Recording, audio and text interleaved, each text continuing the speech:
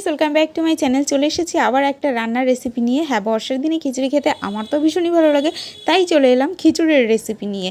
এখানে দেখতে পাচ্ছি কুমড়ো আলু ভাজা করে নিয়েছি, আর এখানে মুগ ডাল আর গোবিন্দভোগ চাল, এটাকে আমি একটু ভেজে ধুয়ে নিয়েছি ভালো করে। এরপর আমি হাঁড়ির মধ্যে দিয়ে দিচ্ছি। হাঁড়ির মধ্যে আগে থেকেই কিন্তু আমি ছোলার ডালটা সেদ্ধ বসিয়ে দিয়েছিলাম।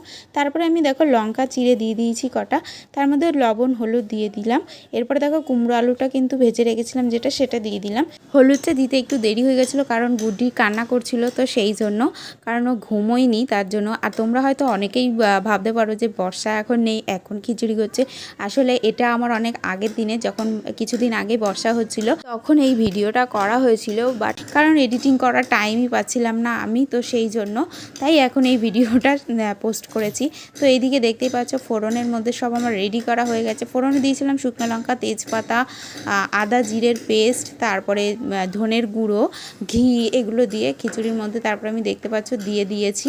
দিয়ে এবার কিন্তু উপর থেকে একটু ঘি দিয়ে দিলাম। আমার কিন্তু খিচুড়ি রান্নাটা কমপ্লিট হয়ে গেছে।